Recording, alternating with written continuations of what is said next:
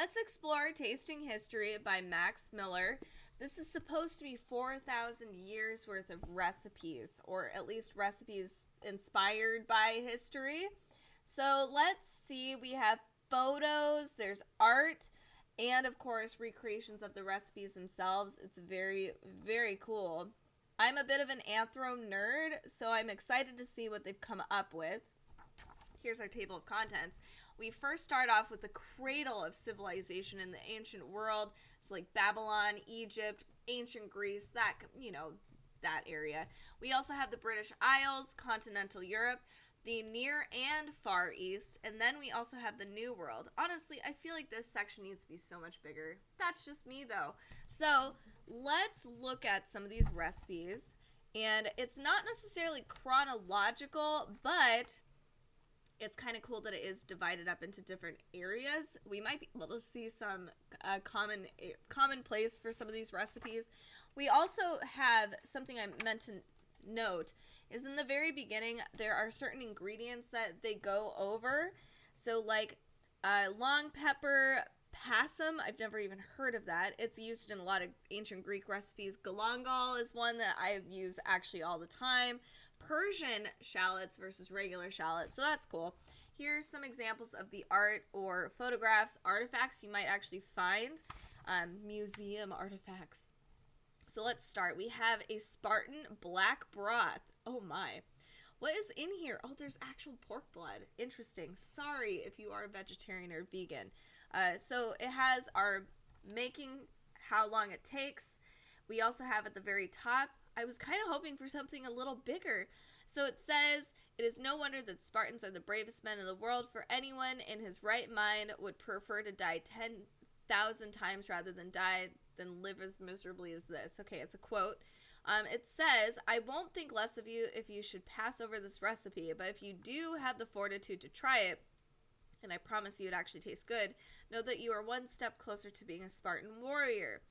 So it says here's some pottery depicting some Spartans. So it's, it's very loose history. It doesn't really give you, it doesn't say specifically why this is from or where this is from, how they got this information that Spartan black broth exists, you know what I mean? So I might try it, who knows? So we have all of our list of ingredients, directions down there. Sorry, that was a very lengthy way of explaining this recipe. All right, let's look at some more here. We have sauce with herbs for fried fish. This is a Sirenai recipe, so this is cool. I like this a lot. It's very elegant and beautiful. This one talks a little bit more about the history, as you can see, but here is how the recipe is divided up. Next, let's move on. I want to find some actual dishes. There's a lot of stuff like gingerbread, for instance, how that was or where that was created in ancient Europe or 14th century Europe, not ancient, sorry, and what they used gingerbread for. There's some historical context for some broader recipes. We also have here a tarte de braille. So this is pretty lengthy. Hippocras. So we do have a few little notes here from history. It says to make hippocras, 3 ounces of cinnamon and 3 ounces of ginger. Spikenard of Spain, the size of denier, galangal, cloves, long pepper, nutmeg, marjoram, etc. And this is from the form of curry. So there are some notes here. I'm wondering if in the very back there's some citations as to where, here's image credits, permission, and sources. So there you go. That's the thing I needed. All right, let's move on. Pumpkin pie. It's a very lengthy recipe right here. Let's move on a little bit. We have sea biscuits. This is from England. We have a time period here, 1815. So kind of going through history with food. Ooh, fancy. Let's see what this is. This is a simnel cake. What is that from? Wow. England 1914. So a little more modern. Not quite. So that's kind of cool that you can see the growth in European history in the European table or the chapter, and see from, ancient Europe all the way to more modern contemporary recipes what that actually looks like. That's pretty sweet. I like that. Okay, let's move on to something else. We have France, so it even goes through, it seems like, regions of Europe. So I've seen Italy, there's this from France, moving onward, and we have Sweden. So a lot of these areas, how they move forward and up in history. So here is India.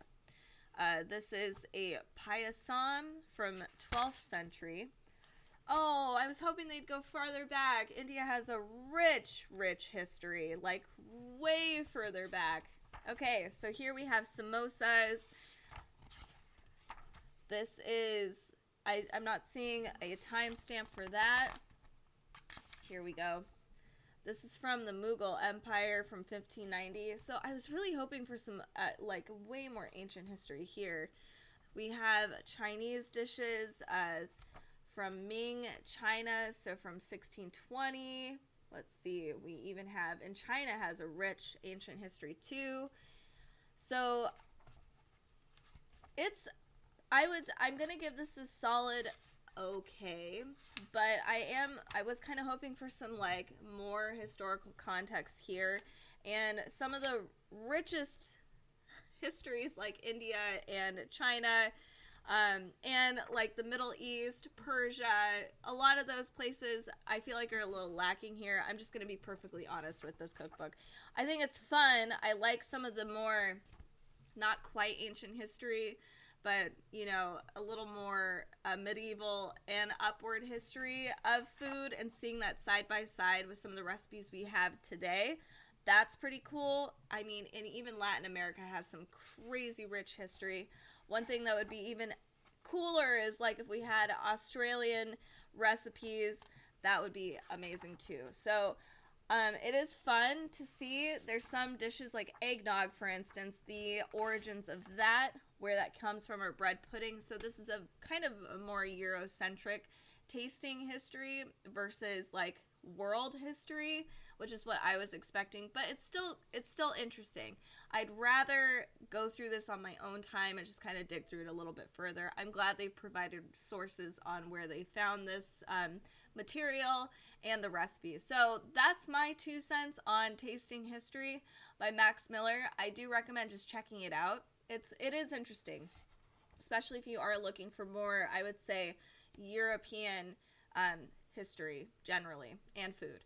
So check that out. You can also find some other cookbooks we do list and have. If you are looking for some, like, history cookbooks, we actually do have a playlist that has a bunch of cookbooks that have food and history side by side. It's a perfect combination, I promise. If you want to join us for more cookbook stuff, you can find our socials down in the description down below, and join us on our Amazon Live channel at amazon.com/live/Cookbook Divas. If there is a cookbook you guys want us to look through, make sure to comment, subscribe, and then let us know.